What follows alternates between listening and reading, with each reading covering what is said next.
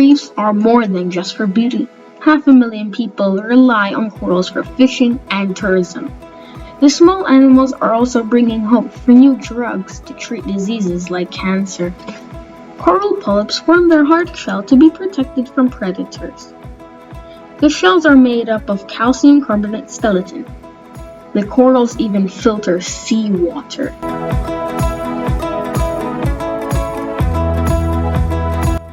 Due to climate change, overfishing, and pollution, coral reefs are dying.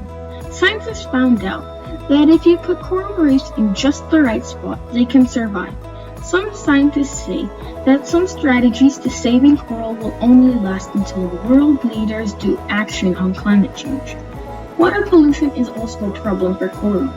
When waste chemicals or oil gets into the water, it can block the sunlight from reaching the coral and can also kill the coral. Sedimental waste is also a concern for coral. When there is a construction happening in the water, it can let soil and other waste get into the water. This can block sunlight, which then coral can't grow and fish can't feed on the coral.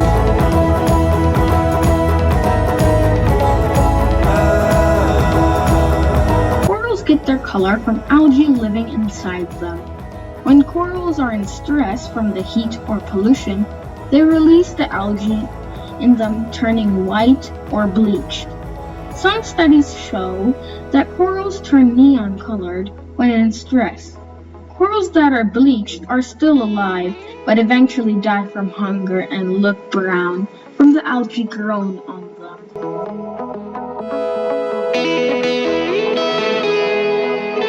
Bleaching was first noticed in the 1980s. In 2016, when an El Niño water pattern, which causes warmer waters, with an already warm water killed about a third of the Great Barrier Reef.